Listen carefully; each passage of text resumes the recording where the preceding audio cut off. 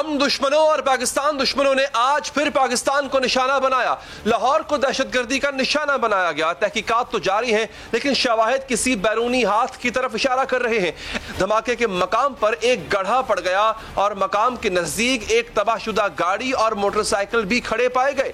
سی C T V footage میں دیکھا جا سکتا ہے کہ کالے رنگ کی کرولا گاڑی دھماکے سے آدھا گھنٹہ قبل گلی کے کونے پر کھڑی تھی جسے نیلے شلوار قمیض پہنے ہوئے ایک شخص جو ہے وہ لے کر آیا تھا. ایک خاتون نے دھماکے سے قبل اسی موٹر سائیکل کو 3 مرتبہ اپنے گھر کے سامنے کھڑے دیکھا لیکن خاتون کے مطابق مشکوک ہونے کے باوجود پولیس نے اس موٹر سائیکل کو چیک نہ کیا. ادھر موٹر سائیکل میں 3 دفعہ ادھر چکر لگا کے گئی ہوں, کسی نے موٹر سائیکل کو نہیں دیکھا. موٹر سائیکل کے اندر ایک دم جب ہم ادھر سے انٹر ہوئے ادھر سے موٹر سائیکل پھٹی ہے. وہ بندہ خود موٹر سائیکل کے سامنے کھڑی کر کے وہ سامنے گاڑی کس لیے کھڑی کی ہوئی ہے؟ یہ سیفٹی کرنے کے لیے یہ لوگ ہیں. کہہ رہے ہیں کہ یہ گاڑی کوئی آئی ہے اس کی وجہ سے معاملات. یہاں پہ ہائی ویلیو ٹارگیٹس کے گھر کا سوال ہے. جہاں پہ کہ ان کا گھر ہے اسی کے پاس آپ نے دیکھا ہوگا کہ پکٹ ہے اور یہ گھر کے قریب گاڑی نہیں جا پائی ہے صرف اور صرف اس پکٹ کی وجہ سے. اگر یہ پکٹ نہ ہوتا تو یہ گاڑی کہیں اور جا سکتی تھی. سو اس میں آپ کو اپریشیٹ کرنا چاہیے اپنی پولیس کو کہ ان کی پریزنس کی وجہ سے اور ان کی یہاں موجودگی کی وجہ سے وہ اپنے ٹارگٹ پہ کوئی بھی نہیں پہنچ سکا. اسی لیے بھی ہمارا خیال یہ ہے کہ اس کا ٹارگٹ جو ہے وہ پولیس ہے. آئی جی پنجاب کا یہ بھی کہنا ہے کہ دہشت گردی کے بیشتر واقعات میں بیرونی عناصر ملوث ہوتے ہیں. ایسے حملے اکثر ایسے ممالک کراتے ہیں جو پاکستان کی ترقی کو نقصان پہنچانا چاہتے ہیں. آئی جی پنجاب نے یہ بھی بتایا کہ ان کے پاس 65 تھریٹ الرٹس آئے تھے. اس ملک میں سب سے زیادہ جتنی بھی ٹیررسٹ ایکٹیویٹی ہوئی ہے اس میں ظاہری بات ہے بیرونی ہاتھ ہوتا ہے. یہ ہاسٹائل انٹیلیجنس ایجنسیز کا یا ان ملکوں کا کام ہوتا ہے جو اس ملک کو نقصان پہنچانا چاہتے ہیں, جو اس ملک کی ترقی نہیں دیکھ سکتے. انسپیکٹر جنرل پولیس نے واضح طور پر کسی ملک کا نام تو نہیں لیا. پوچھیں گے ترجمان محترمہ مسرت جمشید چیمہ صاحبہ سے بھی, لیکن اس سے پہلے ہم بات کریں گے سما نیوز کے نمائندہ ریاض احمد صاحب سے. ریاض صاحب شکریہ. ریاض صاحب کچھ مزید معلوم ہو پایا اس گاڑی کے حوالے سے جس میں کہا جا رہا ہے کہ ہو سکتا ہے دھماکہ خیز مواد یہاں رکھا گیا ہو گاڑی میں, اس کے مالک کو بھی سنا ہے گرفتار کر لیا گیا؟ جی بالکل ایسا ہی ہے کہ قانون نافذ کرنے والے جو ادارے ہیں اور جو تفتیشی ٹیمیں ہیں ان کو یہ کبھی جو شبہ ہے کہ یہی وہ گاڑی ہے جس میں دھماکہ خیز مواد رکھا گیا تھا, اور جو اس گاڑی میں سے نیلی شلوار قمیض والا جو شخص نکل رہا ہے اس کی تلاش جاری ہے. ان کے بارے ان کے کچھ سوالات بھی ہیں. ان کا یہ کہنا ہے کہ ہمیں شبہ ہے کہ یہ وہ شخص ہے, لیکن اب انہوں نے نام بتانے سے گریز کیا اور یہ بھی کہا کہ اب ابھی ہم اس کی تصویر شائع نہیں کر سکتے لیکن ابھی تک ہم ڈھونڈ رہے ہیں. اور یہ بھی ان کا یہ کہنا تھا کہ یہ گاڑی جو تھی وہ 2 نمبر طریقے سے تیار کی گئی تھی, یعنی کہ اس کے چیسی نمبر انجن نمبر کچھ اور تھے. جو مالک تھا جو گاڑی جس کے نام پہ تھی وہ حافظ آباد کا رہنے والا. جب اس کے پاس پہنچے تو پتہ چلا یہ گجرانوالہ کے ایک شخص کو فروخت کر دی گئی ہے. تو جب یہ پتہ چلا کہ یہ اوپن لیٹر پہ ابھی تک وہ شخص کے نام نہیں ہے, لیکن چونکہ یہ گاڑی 2 نمبر طریقے سے تیار کی گئی تھی اس سے ملتی جلتی تھی تو اس وجہ سے وہاں تک جو ہے وہ قانون نافذ کرنے والے ادارے پہنچے. اس کے علاوہ قانون نافذ کرنے والے اداروں نے جو اس علاقے کی جو جیو فینسنگ ہے وہ بھی مکمل کر لیا. تو تمام شواہد جو ہیں وہ تقریباً 9 گھنٹے سے زائد وہ یہاں پر رہے اور تمام شواہد بھی یہاں سے اکٹھے کیے. جتنے بھی سی سی ٹی وی کیمرے تھے, سیف سٹی کے کیمرے تھے اور یا جو لوگوں نے پرائیویٹ کیمرے یہاں پر لگائے تھے ان کی تمام کی فوٹیج بھی جو ہے وہ قانون نافذ کرنے والے اداروں نے حاصل کر لیا اس وجہ سے کہ پتہ چل سکے یہ شخص کہاں سے گاڑی لے کے آیا, کتنے بجے لے کر آیا اور کب سے یہاں پر کھڑی ہوئی اور اس گاڑی میں کتنے لوگ. ٹھیک, اچھا اس کے علاوہ اس کو کنال روڈ پہ دیکھا گیا اس گاڑی کو. لاہور کا سیف سٹی پروجیکٹ اس کے کیمرے وہ کیا بتاتے ہیں کہ یہ شخص یہ گاڑی کہاں کہاں پھرتی رہی, نکلی کہاں سے, کہاں کہاں رکی, کچھ اس بارے میں معلوم پڑ سکا؟ جی بالکل یہ کہا گیا ہے کہ کنار روڈ پر دیکھیں گے. اب کنار روڈ سے کس طرح یہ کہاں سے یہ ہو کر آئی ہے, کیا یہ برکت مارکیٹ کی طرف سے اندر آئی ہے یا پھر وہ مین جو ہے وہ جناح ہاسپٹل کے ساتھ جو موڑ ہے مین اس وہاں سے یہاں تک ایسے آئی ہے. اب یہ دیکھا جائے سیف سٹی کیمروں کی مدد سے دیکھا جا رہا ہے. کچھ چونکہ سیف سٹی کے کیمرے بھی جو ہیں وہ شہر کے کچھ تقریباً 40% یا 30% کے قریب خراب ہیں. اب یہ دیکھا جائے کہ کہیں اس روٹ کے کیمرے تو خراب نہیں ہیں یا اس سے آگے والے تو خراب نہیں ہیں. یہ بھی چیک کیا جا رہا ہے کہ گاڑی کس طرح یہاں پر پہنچی اور کتنے ٹائم میں پہنچی اور کہاں سے یہ چلی تھی. جب یہ گاڑی کا جب سیف سٹی میں جائے گا تو یہ پتہ چل جائے گا کہاں سے یہ چلی تھی اور کتنے بجے یہ لاہور پہنچے. لاہور لاہور پہنچنے کے بعد کہاں یہ لاہور میں ہی ٹھہری ہوئی تھی یا گاڑی رکھی گئی تھی یا پھر لاہور سے باہر سے آئی تھی. یہ تمام چیزیں چیک کی جا رہی ہیں اور جو قانون نافذ کرنے والے ادارے ہیں ان کو بڑا یقین ہے کہ وہ جلد جو ہے وہ ان دہشت گردوں تک پہنچنے میں کامیاب ہو جائیں گے. ان کا یہ کہنا ہے کہ آئندہ جو 1-2 روز ہیں 48 گھنٹے وہ ان کے لیے بڑے اہم ہیں, وہ جو دہشت گرد ہیں ان کو پکڑنے میں کامیاب ہو جائیں گے. دوسری یہ 7000 کیمروں میں سے 2000 کیمرے تو خراب ہیں. اب انفارچونیٹلی اگر یہ وہی کیمرے ہوئے جو اس علاقے کے آس پاس سے تو پھر تو پرابلم ہو جائے گا ٹھیک ٹھاک. جی بالکل ایسا ہی ہے, لیکن چونکہ بعض جگہوں پہ آپ دیکھیں تو لوگوں نے پرائیویٹ کیمرے بھی لگائے ہوئے. ہر دکان کے آگے چونکہ پولیس فورس بھی کرتی تھی کہ کیمرے لگائے جائیں, ہر دکان پر لوگوں نے اپنے پرائیویٹ کیمرے بھی لگائے ہیں. ان کی فوٹیج بھی دیکھی جا رہی ہے. اسی روٹ پر جتنے بھی کیمرے ہیں, چاہے وہ اس طرف سے کالج روڈ کی طرف سے آنے والے ہوں, چاہے وہ کنال کی طرف سے آنے والے ہوں, وہ تمام جو CCTV فوٹیج پرائیویٹ جو گاڑیوں لوگوں نے دکانوں یا گھروں کے باہر لگائے ہیں ان کی فوٹیج بھی حاصل کر لی گئی ہے تاکہ یہ پتہ ہو سکے کہ گاڑی آئی کس طرف سے اور کتنے بجے آئی اور اس میں کتنے لوگ سوار تھے. لیکن بظاہر اس گاڑی میں سے نکلتا ہوا ایک شخص دیکھا جا سکتا ہے اور اگر وہ گاڑی کے آگے یا دوسری سائڈ پہ کوئی لوگ ہوں تو اس کا پتہ نہیں چل سکا چونکہ نکلتے ہوئے, لیکن ایک شخص ضرور دیکھا جا سکتا ہے اور اسی شخص کی تلاش میں ہے پولیس والے بھی, قانون نافذ کرنے والے ادارے بھی اور دیگر جو تحقیقاتی ادارے ہیں وہ اس شخص کی تلاش میں ہیں اور انہیں امید ہے کہ آئندہ جو 48 گھنٹے ہیں 48 سے 72 گھنٹے ان میں وہ کامیاب ہو جائیں گے اس شخص کو پکڑنے میں. جی ٹھیک ہے ریاض صاحب, بہت بہت شکریہ آپ کا. ہمارے ساتھ اس وقت ترجمان پنجاب حکومت مسرت جمشید چیمہ صاحبہ شکریہ آپ کا. ایک بڑا آپ کو اچھا سسٹم بنایا پلیٹ میں مل گیا تھا, وہ تھا safe city camera, safe city Lahore کا. اس میں بھی آپ اس کو بھی آپ چلا نہیں پا رہے, 2000 کیمرے خراب پڑے ہوئے ہیں. اگر یہ وہی کیمرے ہوئے جو اس علاقے کے آس پاس ہیں تو پھر یہ قصوروار کون ہوگا؟ آئی جی انعام غنی کہہ رہے ہیں 64 کے قریب تھریٹ الرٹس ہیں. اس کا مطلب ہے انٹیلیجنس آپ کو پوری مل گئی تھی. انٹیلیجنس فیلئر نہیں ہے, یہ پولیس کا فیلئر ہے.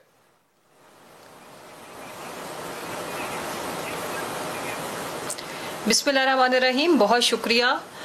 سب سے پہلے تو یہ بہت ہی افسوسناک واقعہ ہے اور اس واقعے کے اندر جو ہمارے ایک پولیس اہلکار بھی شہید ہوئے اور جو ہمارے شہری شہید ہوئے, ان کے ساتھ پوری قوم دکھ کی اس گھڑی میں ان کے ساتھ کھڑی ہے. اور جہاں تک لاہور کی جو پرامن فضا تھی, جس طرح سے پاکستان کے دشمنوں نے اپنی گھناؤنی سازش کے تحت پاکستان کا امن خراب کرنے کی کوشش کی ہے, تو میں ان کو یہ بتانا چاہتی ہوں کہ یہ بڑا ہی بہادر ملک ہے. تو انتہائی غیر ذمہ داری کا انہوں نے ہمیشہ مظاہرہ کیا. یہ بغیر کسی ایویڈنس کے پاکستان کے اوپر جس طرح سے دھڑا دھڑ الزام لگاتے ہیں, تو پاکستان نے آج ایک رسپانسبل کنٹری کا رول ادا کیا اور اس میں میڈیا کو اپریشیٹ کرتی ہوں کہ ہمارے میڈیا نے بڑی ذمہ دارانہ کوریج کی اور بڑے اچھے طریقے سے اپنی پیشہ ورانہ جیسے کہ ہمیشہ ہم لوگ کرتے ہیں. امپورٹنٹ چیز اس میں یہ ہے کہ دیکھیں گورنمنٹ نے بھی ایسی کوئی 64 سے زیادہ بالکل ریڈ الرٹ. اور میرے سوال پہ آئیے گا کہ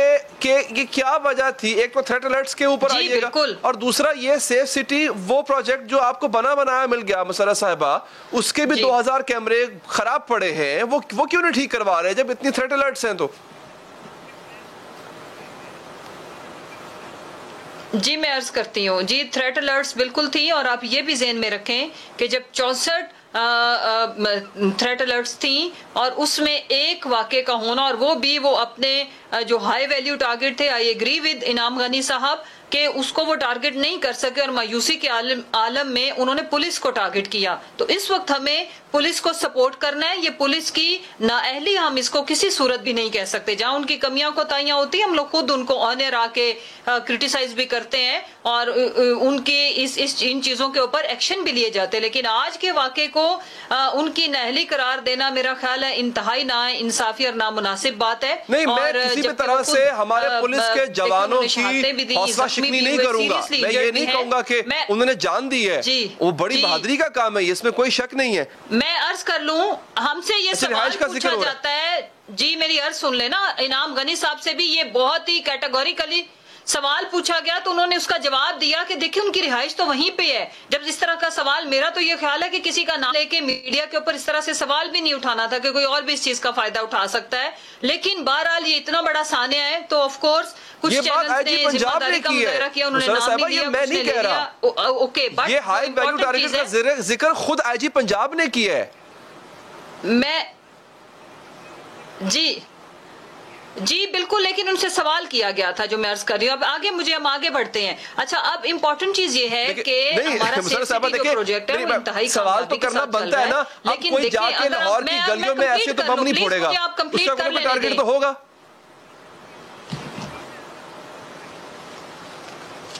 میں عرض کر لوں جی، آپ یا پھر آپ سوال کر لیں. آپ پہلے زیادہ سوال کر لیں تاکہ میں جواب دے پاؤں.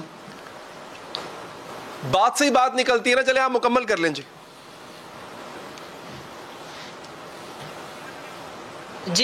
جی بالکل، میں یہ عرض کر رہی ہوں کہ اگر آپ لاہور آلموسٹ کوئی 1.5-2 کروڑ کی آبادی کے قریب جا پہنچا ہے. اب یہاں کے اوپر جیسے کیمراز اور لائٹس کی اگر ہم تعداد کریں تو وہ بہت زیادہ تعداد میں، لاکھوں کی تعداد میں ہے. تو اگر ان کے اندر کچھ کیمرے خراب ہیں تو یہ میں آپ کو مینٹیننس کا ایشو آپ اپنے گھر کے اندر دیکھ لیں کہ ایک لائٹ خراب ہوتی ہے، آپ اس کو اگلے دن ٹھیک کرتے ہیں، اسی وقت یہ ہر وقت چل رہا ہوتا ہے. میں کمپلیٹ کر لوں جی. جی بالکل، میں 2000 ہی کہہ رہی ہوں. یہ ہوتا یہ ہے کہ ایک کیمرہ ایک اگر خراب ہوا، 2 خراب ہوئے، 100 تو وہ ساتھ ان کی ریپیئرنگ ہو رہی ہوتی ہے. بھائی صاحب 2000 بھی ہے تو ریپیئرنگ کے پروسیس میں ان میں سے بہت سارے کل ٹھیک ہوں گے، فنکشنل ہوں گے. سو جب آپ آؤٹ ڈور کیمراز ہوتے ہیں، گرمی ہوتی ہے، موسم کی بھی شدت ہوتی ہے، بارشیں بھی ہوتی ہیں، تو انہوں نے خراب بھی ہونا ہوتا ہے. یہ ساتھ ٹھیک ہو رہی ہوتی ہے. ایسا نہیں ہے کہ یہ پچھلے 2 ماہ سے، ہفتے سے، 10 دن سے سارے کے سارے خراب پڑے تھے. یہ فیگرز اس لیے آ رہے ہوتے ہیں کہ یہ فیگرز ان کی مینٹیننس کے لیے ضروری ہوتے ہیں، اور یہ ایک سسٹم کی ایفیشنسی کی نشانی ہے. ایسی بات تو نہ کریں آپ. دیکھیں مجھے بات سنیں، یہ 2000 کیمرے ایک ساتھ تو خراب نہیں ہوئے ہوں گے نا، یہ ایسا ہوئے ہوں گے. تو یہ 2001 اچانک تو خراب نہیں ہوئے ہوں گے نا، یہ وقت کے ساتھ ساتھ خراب ہوئے ہوں گے. اس کا مطلب پرانے ریپلیس نہیں ہوئے، یہ مطلب ہے نا اس کا. 2000 بہت بڑا فگر ہوتا ہے مسرت صاحبہ. نہیں جی، میں یہی فرق ہے ایک عام گھر میں اور گورنمنٹ میں، یہ فرق ہوتا ہے. اس کا مطلب یہ ہے کہ جو چیز خراب ہو رہی ہوتی ہے وہ ساتھ ریپلیس ہو رہی ہوتی ہے.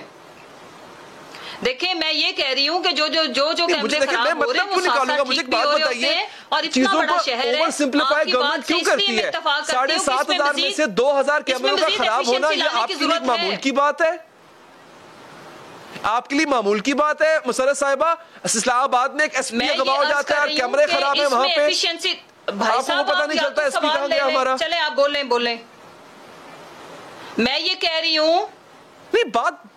رہی ہوں کہ ان میں مزید ایفیشنسی لانے کی ضرورت ہے. بالکل ایفیشنسی اس میں مزید لانے کی ضرورت ہے. میں نے تھوڑی لانی ہے مسرت صاحبہ. تو پوچھیں. نہیں، سوال یہی سوال ہے. آپ اوفینڈ کیوں ہو جاتے ہیں جب آپ سے سوال پوچھتے ہیں؟ مجھے پتہ ہے میں نے کیا سوال کرنا ہے. The problem is this is actually a grave situation.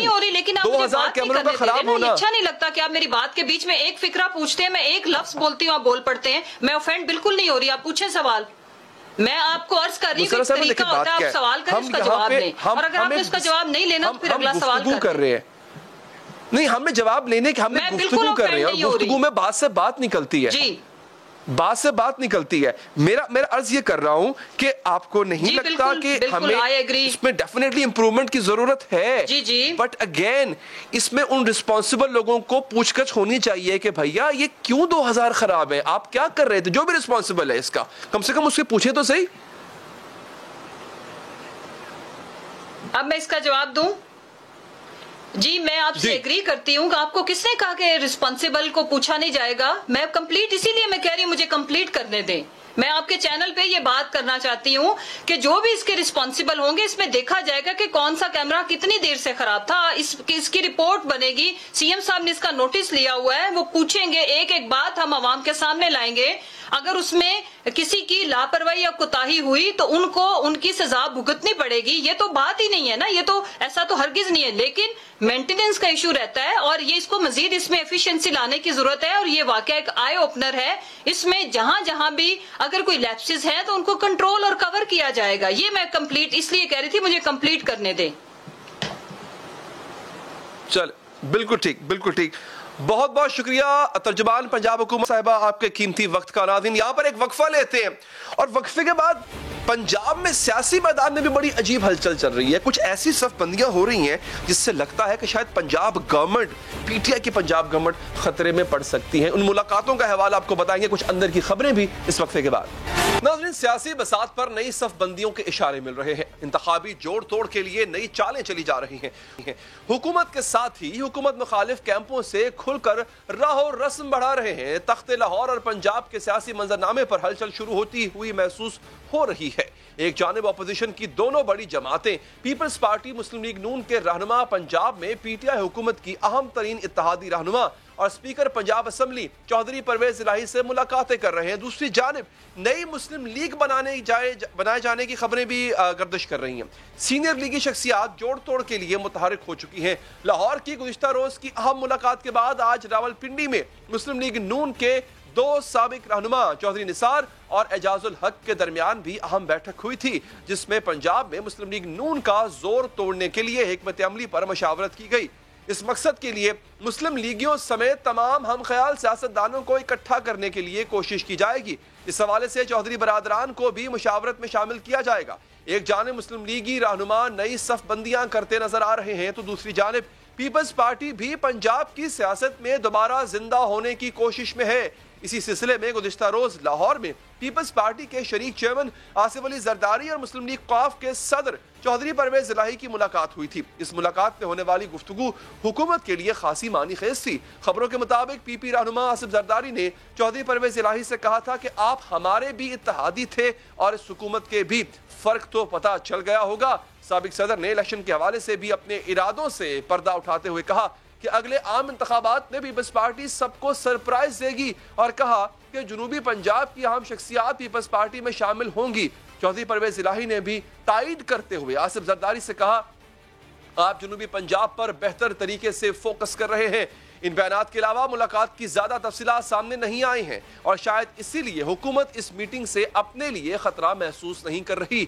हुकूमती शख्सियात की जानिब से इन मुलाकातों को सियासी जमातों के दरमियान मामूल के राबते करार दिया है। मैं चौधरी को पॉलिटिक्स से हट के भी चौधरी परवेज इलाही की फैमिली को जानता हूँ। वो बैक स्टैप लिया, ये मैं आपको बड़ा क्लैरिटी से बता सकता हूँ कि पाकिस्तान तहरीक इंसाफ की हुकूमत को कोई खतरा परवेज इलाही साहब से न था, न है, न होगा, न वो करेगी। लेकिन खबरें सामने आ रही हैं कि ये मुलाकात सिर्फ मामूल के सियासी राब्ते नहीं। अंग्रेजी अखबार डॉन न्यूज की रिपोर्ट में दावा किया गया है कि पीडीएम से फारिग होने वाली पीपल्स पार्टी इंतखाबात के लिए मुस्तकबिल का इंतखाबी इत्तेहाद बनाने पर काम कर रही है। पीपल्स पार्टी के गुज़िश्ता दौरे हुकूमत में मुस्लिम लीग क़ाफ और एएनपी हुकूमत की इत्तेहादी थी और पीपल्स पार्टी आइंदा इलेक्शन से पहले अपने पुराने इत्तेहादियों को साथ मिलाने के लिए मुतहर्रिक हो चुकी है। सिर्फ इत्तेहादी ही नहीं बल्कि पंजाब से पार्टी से निकलकर पीटीआई में शामिल होने वाले अरकान की वापसी के लिए मुसलसल जोड़ तोड़ जारी है। दूसरी जानिब मुस्लिम लीग नून भी दर्जा हरारत नीचे लाने पर काम कर रही है। इसीलिए गुज़िश्ता हफ्ते हमजा शहबाज की क़यादत में मुस्लिम लीग नून के एक वफ्द ने भी चौधरी परवेज इलाही से मुलाकात की थी, जिसमें बतौर स्पीकर पंजाब असम्बली उनकी कारकर्दगी को सराहा गया था। पंजाब की सियासत में होने वाली इस हलचल के हवाले से मजीद बात करते हैं सिंगार जनाब आरिफ हमीद भट्टी साहब से। भट्टी साहब, बहुत शुक्रिया सर आपके कीमती वक्त का। सर, मकसद आपको क्या नजर आ रहा है, बल्कि खबर दें, कोई खबर क्या है, इन मुलाकातों के पीछे बड़ा मकसद क्या है? बिस्मिल्लाहिर्रहमानिर्रहीम। अली साहब, ये मुलाकातें करें, गलत बातें करें, इन सब की चाबी किसी और के पास है। जब तक वो चाहेंगे पंजाब हुकूमत चलेगी। ताकतवर हल्के वजीर आज़म पाकिस्तान को मिल के पंजाब के बारे में बहुत सारे खदशात रिपोर्ट्स दे चुके हैं, लेकिन मोहतरम वजीर आज़म इमरान खान साहब कहते हैं कि मैं किसी भी कीमत पर पंजाब पे कंप्रोमाइज नहीं करता। जैसे ही ताकतवर हले उनके पंजाब में तब्दीली का कोई जिक्र करते हैं और कहते हैं कि इधर बेहतर कारकर्दगी नहीं, वजीर आज़म इमरान खान साहब उनकी तारीफ कर देते हैं।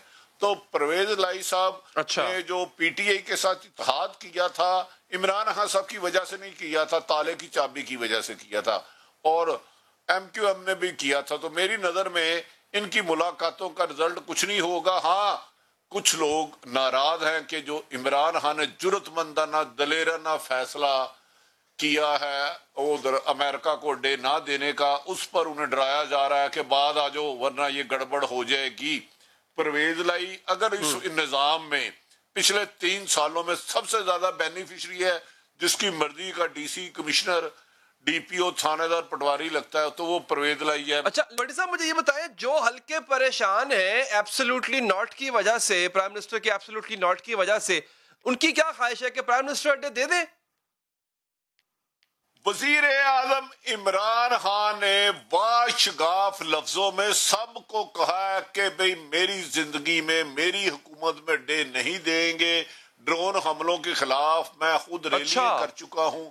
اس بات کو میں 100% بینگ اے جرنلسٹ ایک چھوٹا سا رپورٹر کہہ رہا ہوں. یہ وزیر اعظم کا پرسنل فیصلہ ہے کہ میرے ہوتے ہوئے اڈے نہیں. اچھا بڑی صاحب پرسنل فیصلہ ہے، اس کا مطلب ہے یہ ڈیسیجن لینے سے پہلے اداروں کو اعتماد میں نہیں لیا گیا یا ان سے بات نہیں کی گئی؟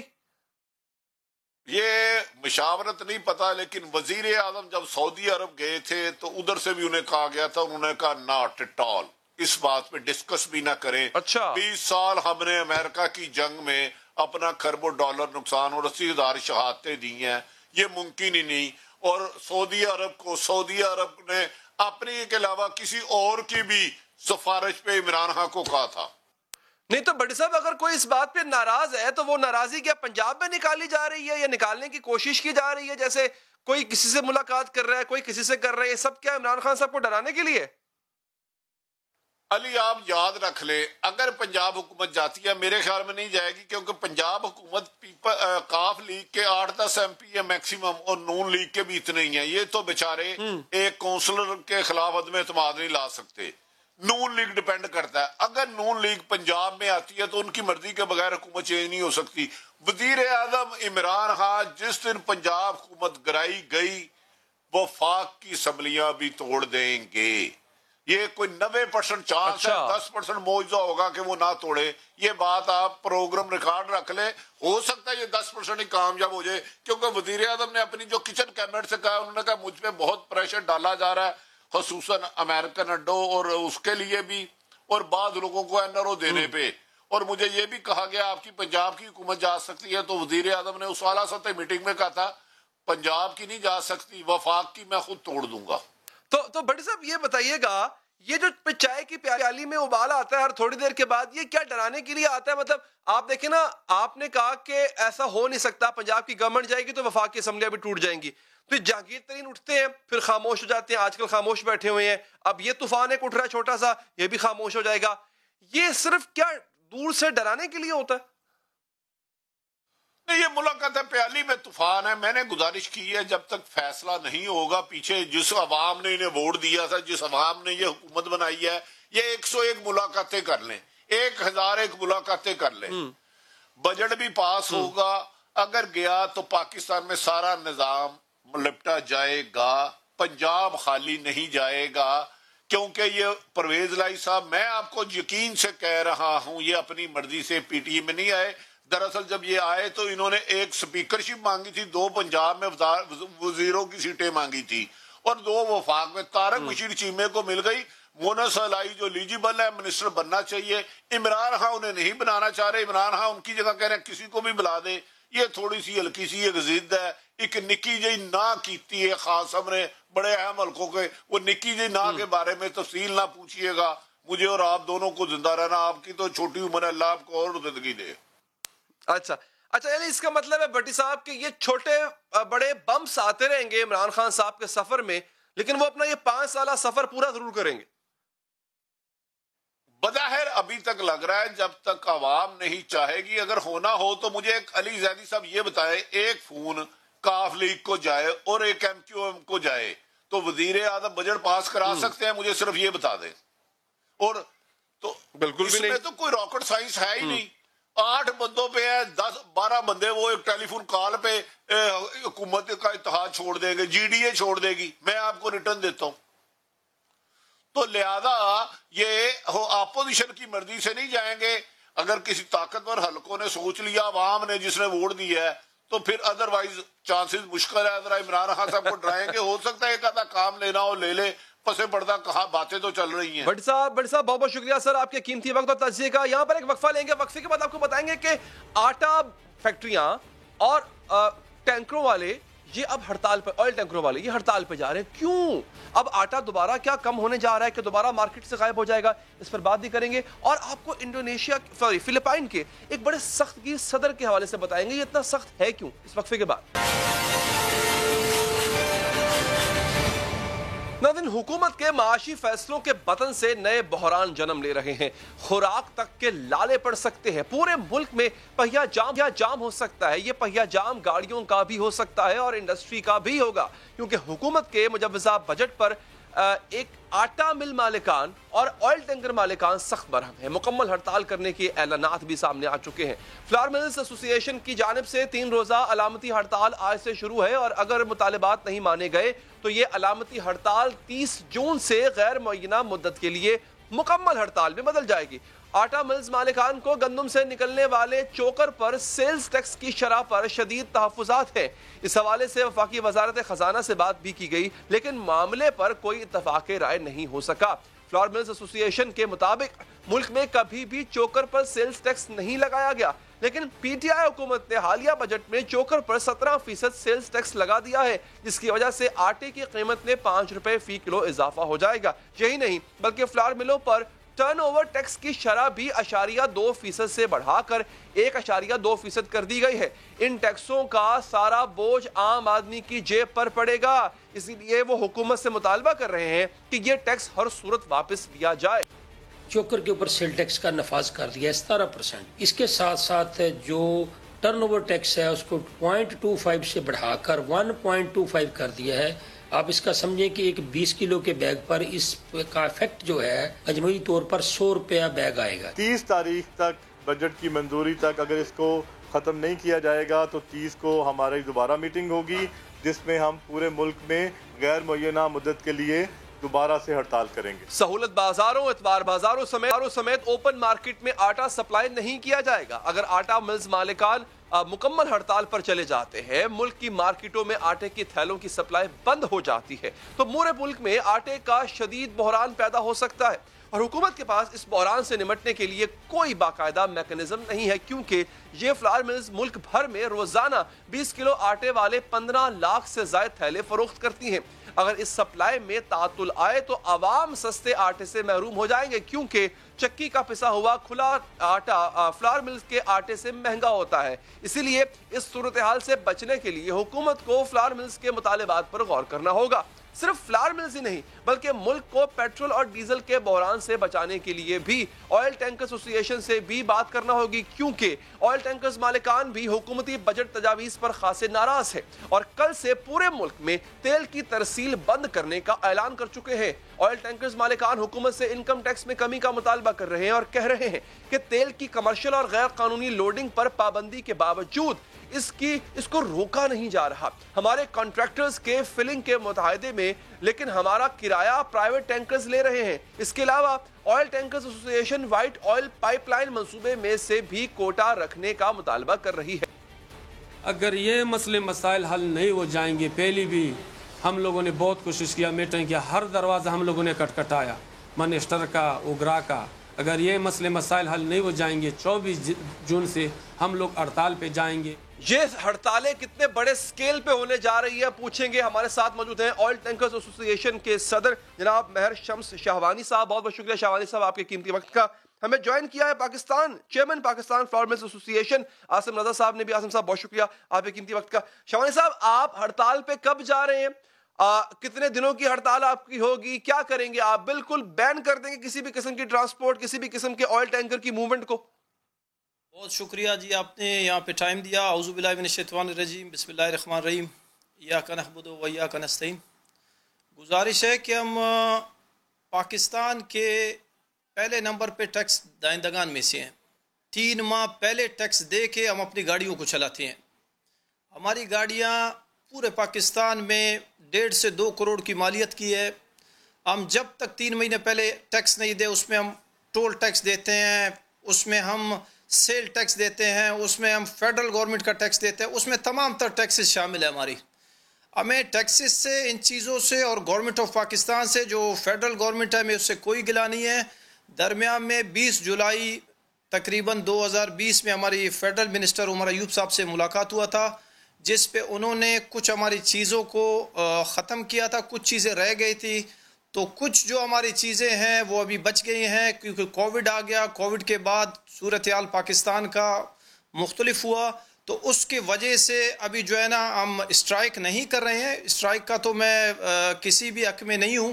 اسٹرائک انشاءاللہ نہیں کر رہے ہیں کیونکہ پاکستان کا اس نازک صورتحال میں اور آپریشن ضرب عضب جو چل رہا ہے اور کووڈ میں جو 2 سال سے ہمارے غریب اور ہمارے آئل ٹینکرز طبقہ کے علاوہ پورا پاکستان ایک سمجھو کرائسس میں ہے. تو اس میں ہم اسٹرائک نہیں کر رہے ہیں. ہم اپنے مطالبات کے لیے فیڈرل منسٹر کو اور سب کو ہم نے بتایا ہے اور ابھی میں نے گورنر صاحب سے میری ابھی بات ہوئی ہے تو انشاءاللہ کچھ دنوں میں ہماری میٹنگ ہوگی. ہم اسٹرائک نہیں کریں گے انشاءاللہ. ہمارے جو چیزیں ہیں اس سے اچھی بات ہے. ویسے آپ ہوپفل ہیں کہ آپ کا کام ہو جائے گا, یہ بالکل ٹھیک ہے. بٹ عاصم رضا صاحب پہلے تو بہت بہت شکریہ آپ کا. آپ کر رہے ہیں اسٹرائک, اور کیوں؟ مطلب کیا ٹیکس آپ کو لگ رہا ہے زیادہ ہے یا دینا نہیں چاہتے؟ نہیں, ایسا نہیں ہے. دیکھیں, ٹرن اوور ٹیکس 2010 میں پہلی دفعہ 1% تمام انڈسٹریز پہ آیا تھا. ٹھیک ہے. اس ٹائم پہ جو گورنمنٹ تھی انہوں نے یہ دیکھتے ہوئے کہ اس سے آٹے میں مہنگائی آئے گی اور چونکہ گندم کی پرائسز 600 سے اس ٹائم 1200 پہ چلی گئی تھی, تو انہوں نے اس کو کہا کہ ہم اسپیشل ریڈیوسڈ ریٹ دیں گے چونکہ ٹرن اوور بڑا تھا due to increase in price. اب وہ 80% ریڈکشن تھی اور 0.20% ٹیکس تھا. پچھلے سال وہ ٹیکس انکریز ہو کے 0.25 ہو گیا, یعنی کہ 25 پیسے پر 100 روپیز. ابھی اس سال اس کو اس کیٹر سے اسپیشل شیڈول سے نکالتے ہوئے میں ذاتی طور پہ سمجھتا ہوں وہ غلطی ہے, اور جو ایف پی آر نے بھی کہا کہ یہ ہمیں گیا جو شیڈول تھا 2 اس کے اندر rice dealers and rice mills, petroleum, pharmaceuticals اور یہ تمام چیزیں جو تھیں وہ 0.25 میں تھیں. اس دفعہ 3-4 چیزیں اور ایڈ ہوئیں, لیکن ایک فلور مل کا جو نام تھا وہ بیچ میں سے نکل گیا. تو بہرحال اس کی کلیریفیکیشن جو اسپوکس مین نے دی وہ یہی دی کہ اس میں غلطی ہوئی, لیکن اس کے ساتھ ساتھ 17% GST جو ان سا ہے اس کا نفاذ کر دیا گیا چوکر کے اوپر. اب چوکر پہ جب کوئی آپ ٹیکس لگائیں گے تو اس سے اس کی افیکٹ ڈائریکٹلی آٹے کی پرائسز پہ آئے گا. اچھا وچ از دیٹ مچ کہ وہ نہ ہم بیئر کر سکتے ہیں, نہ جس کو ہم نے چیز سیل کرنی ہے وہ بیئر کر پائے گا. تو الٹیمیٹلی اس سے آٹے کی پرائسز میں ڈسٹارشن آئے گی. تو ہم نے یہ جو علامتی ہڑتال کی بات کی ہے, this is just to point out the Prime Minister کہ سر یہ اس سے پہلے was this your last resort as well؟ اس سے پہلے کہ آپ کی بات نہیں سنے گی. ہم نے ایک ہفتہ پہلے ایک پریس کانفرنس کی اور اس پریس کانفرنس کے اندر ہم نے بڑا اسٹریٹ کیٹیگوریکلی کہا کہ یہ پرابلم آ رہی ہے تو it should be looked after. But اس کے اندر ابھی تک کوئی موومنٹ نہیں ہوئی ماس وائی اس کلیریفیکیشن. اب آپ جو ہے وہ آٹا سپلائی کرنا کب سے بند کر رہے ہیں؟ آج سے واشنگ بند ہوئی ہے, کل سے سپلائیز نہیں ہوں گی مارکیٹ کے اندر, اور 2 دن کے لیے یہ ہم نے علامتی ہڑتال کی ہے, that is 24th and 25th. قیمتیں پھر بڑھ جائیں گی, پھر الزام آپ پر آ جائے گا کہ جناب دیکھیں یہ آرٹیفیشلی بڑھائی گئی ہیں ہڑتال کے نام. ایسا نہیں ہے. دیکھیں اس ٹائم کے اوپر جو کرنٹ سینیریو ہے اس کے اندر مارکیٹ فلڈ ہے, اوپن فصل آئی بھی تھی, دیہاتوں میں بھی گندم موجود ہے, جو لوگ چکی کا اپنے گھروں میں دانے لاتے ہیں ان کے پاس بھی گندم موجود ہے, پلس 8 سے 10 دن 15 دن کی مارکیٹ میں سٹاکس موجود ہیں, اس لیے یہ 2 دن کو افیکٹ نہیں کرتے. اچھا وہ اگر افیکٹ نہیں کریں گے لیکن ہم نے ٹھیک ہے. اب بہت بہت شکریہ عاصم صاحب, آپ کا بھی شکریہ. شامانی صاحب آپ نے وقت دیا, سر آپ کا بہت بہت شکریہ. آگے بڑھتے ہیں جناب. پاکستان میں ٹیکس چوری کی جاتی ہے, کرپشن ہے, لا قانونیت ہے, جس کو جہاں موقع ملتا ہے قانون شکنی کر بیٹھتا ہے. پاکستان کی خود مختاری پر بھی سوال اٹھائے جاتے ہیں. پاکستان میں سالانہ 540 ارب روپے کی ٹیکس چوری کی جاتی ہے. ملک کے 80 لاکھ افراد نشے کے عادی ہیں. ٹرانسپیرنسی انٹرنیشنل رپورٹ کے مطابق 10 سال میں کرپشن بڑھی ہے اور ہر گزرتے سال کرپشن پر پاکستان کا رینک بڑھتا جاتا ہے. کورونا کے دوران اہل پاکستان نے SOPs کی خلاف ورزی کی. جو مسائل پاکستان میں ہیں یہی تمام مسائل ناظرین فلپین میں بھی ہیں, لیکن فلپائن کے صدر ان مسائل سے نمٹنے کا طریقہ کار بالکل مختلف رکھتے ہیں. وہ بھرے مجمع میں امریکی صدر کو گالیاں نکال دیتے ہیں, وہ منشیات فروشوں کے خلاف کریک ڈاؤن کرتے ہیں, انہیں ڈھونڈ کر مارتے ہیں اور جرائم ختم کر دیتے ہیں, اپنے شہر میں امن لے آتے ہیں. وہ کورونا ویکسین نہ لگوانے والوں کو جیل بھجوانے کا حکم دے دیتے ہیں. وہ کورونا کے دوران لاک ڈاؤن کی خلاف ورزی کرنے والوں کے قتل کا حکم جاری کر دیتے ہیں.